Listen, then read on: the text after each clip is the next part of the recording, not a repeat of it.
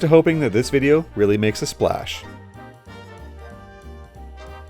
Today I'm going to use this small 1-gallon air tank, these two 12-volt solenoids, this one being 1/4 inch, and this one being 1/2 inch, with the former being used to trigger the water, and the latter being used to trigger the air. I will also be using these various fittings, along with using these two hoses to build a water blaster effect for a haunted house. Before I start assembling, I'll lay out all of my pipe fittings in order, just to make sure that I have everything that I need.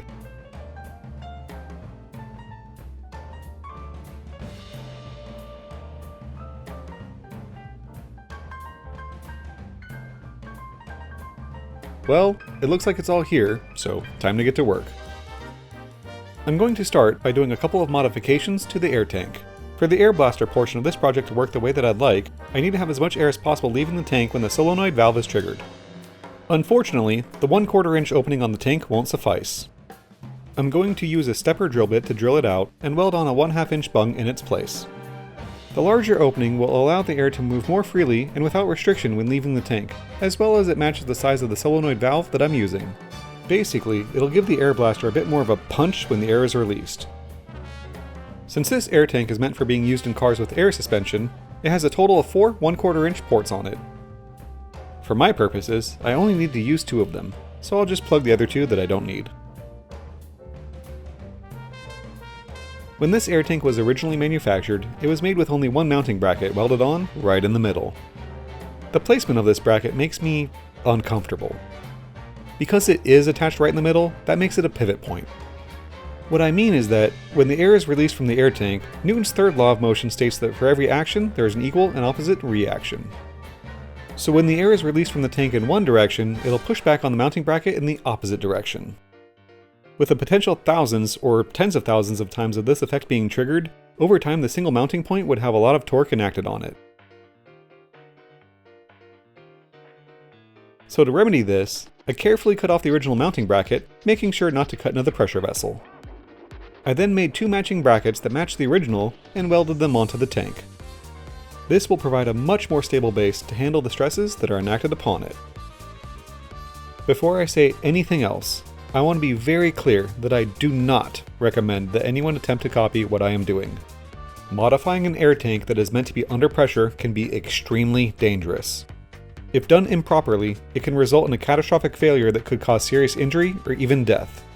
Specifically, the heating up and cooling of the metal when welding can weaken the strength of the steel. If anyone watching wants to make their own water blaster, just use the brackets that are original to the tank or get an expert metalworker's assistance.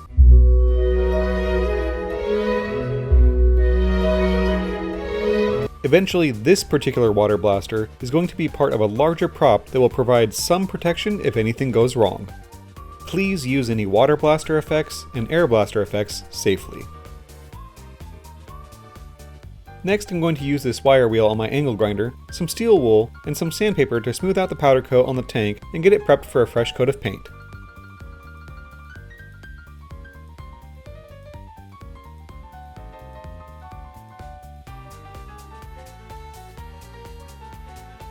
With everything smoothed out or roughed up a bit, I used some compressed air to blow off any loose dust that would mess up my paint job. I also screw in some temporary plugs to protect the threads of the 2 bungs that I'm eventually going to end up using later on. I know that everyone watching is going to be super upset, but unfortunately I lost the footage of me painting the top of the tank. My apologies. With the first coats of paint fully dry, I can scuff up the surface and prep it for the final coat of paint.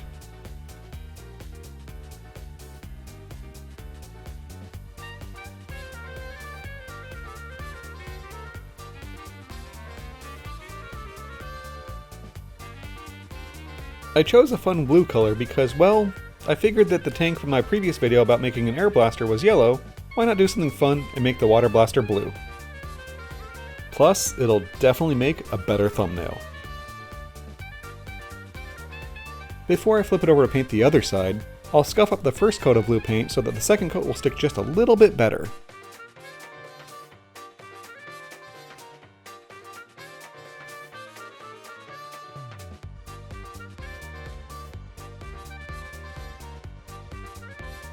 And with that last coat of blue paint, the tank modifications are complete.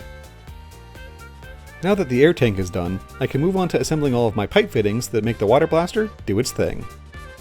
Essentially, it's pretty much the same as the air blaster, with the exception that there is an additional solenoid valve in front of the air valve that injects water into the airflow.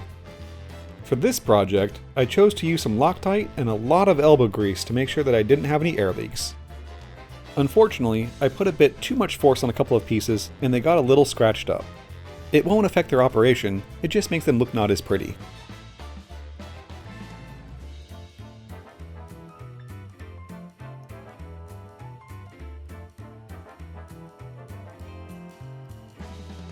Initially, I had included this ball valve with the intent of it being there to give myself the ability to control and fine-tune the amount of air being released. However, as I was working on it, I decided that it wasn't going to work as intended, so I chose to remove it and put a pressure regulator on the air inlet on the tank instead. This way will give me more accurate control of how much pressure is coming out when the effect is triggered. The pressure regulator will be added onto the tank a little later on towards the end of the video. This T-fitting will allow me to attach the solenoid valve for the water in the path of the airflow. The compressed air that is behind the water will push it out of the hose as a short burst of water. Additionally, the compressed air will break up the water droplets and it'll come out as a spray of water versus simply just using the jet setting on a garden hose. I specifically chose a solenoid valve for the water that was much smaller than the air valve because I want more air than water to spray out of this thing. The idea is to just have a light fan of water from like a spray bottle being sprayed at the guests just as an effect. I don't want to douse people with a lot of water because then they'll just be wet, cold, mad, and not having fun. To get the solenoid valve for the water to fit, I use this reducer to step the pipe fittings down from 1/2 inch to 1/4 inch. I also assembled everything in this configuration just to make things clear for this video. Later, when I use this water blaster with the prop that it's intended for, I'll do a little bit of reconfiguring to the layout. I just wanted to make this demonstration easy to follow.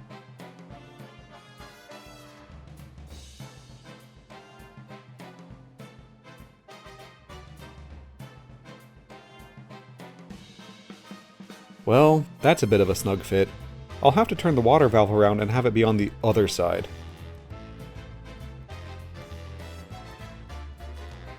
This next piece is a 1/2 inch pipe fitting that goes into a 1/2 inch hose barb.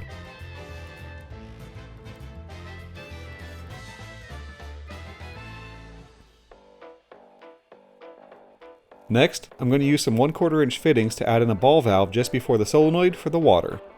This should allow me to fine-tune the amount of water that gets sprayed when the effect is triggered.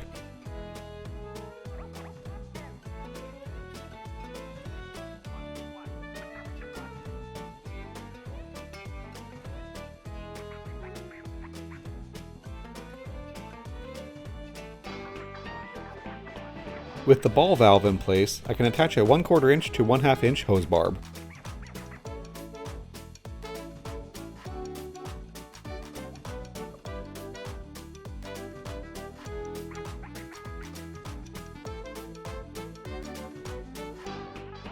And as far as pipe fittings go, there's the main part of the mechanism.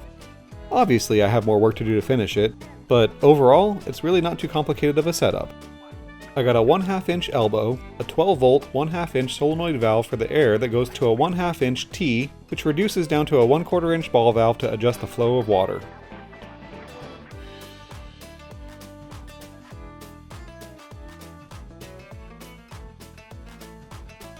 It's time to do some quick wiring. For demonstration purposes, I'm going to wire up a simple circuit like I did for the air blaster. The only differences are that this circuit is going to have 2 buttons instead of just 1, as well as I'm going to put some quick connectors on it so that I can more easily use it for testing other projects in the future.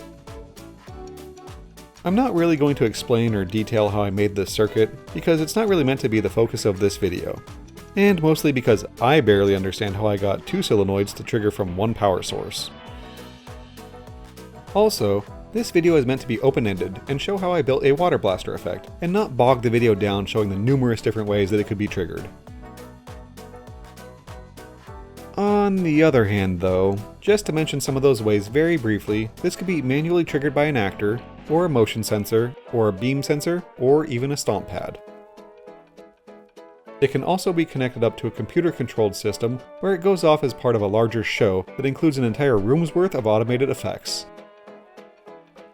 or it could be connected up to a simple localized prop controller that does its own self-contained show.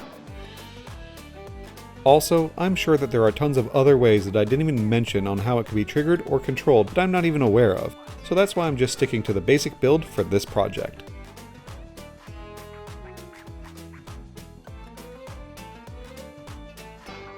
With the tank modifications done, the mechanism assembly done, and the wiring done, it's time to finally put it all together. These fittings that got painted can easily be cleaned off with a bit of acetone and be used for a future project.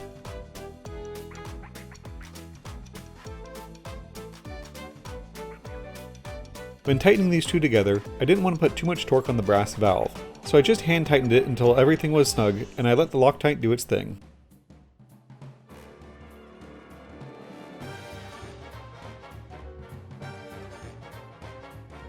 It turns out that I had put this plug on the wrong side, so I just quickly switched it to the side that it was meant to be on in the first place.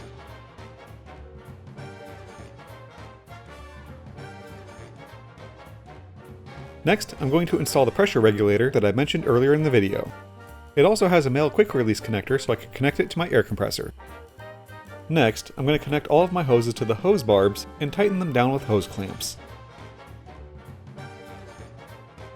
Since this hose connects to the water source, I bought a reinforced section of hose to add a little bit of extra strength.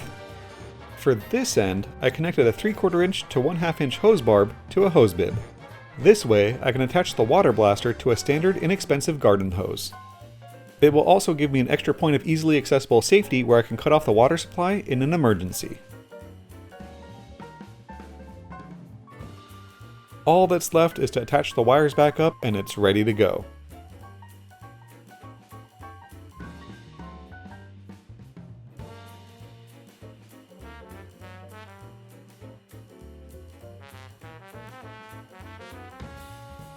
And there it is.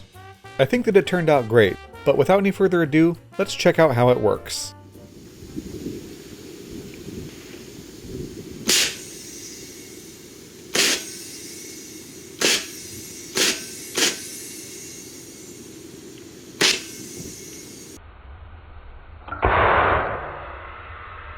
That was fun, but let's try that again, but with more air pressure.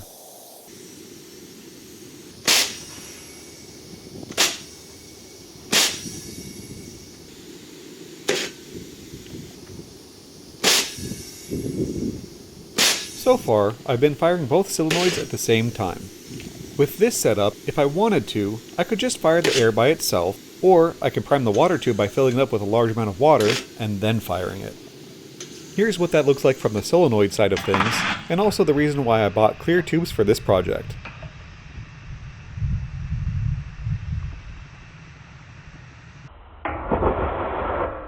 Here's what it looks like firing it with a tube full of water.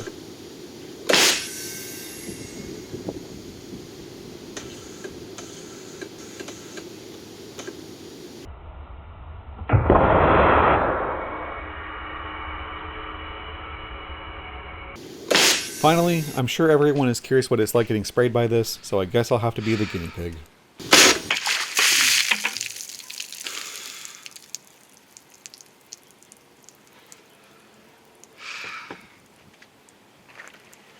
Alright, jokes aside, here's what it's really like.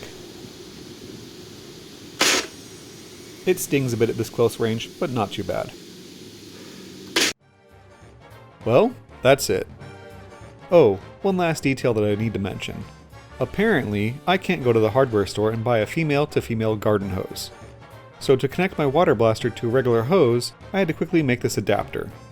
Other than that, I hope everyone enjoyed the video.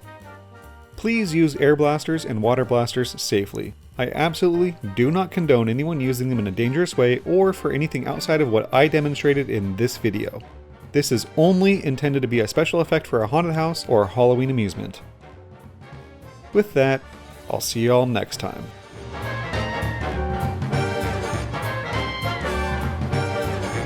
Thanks for watching.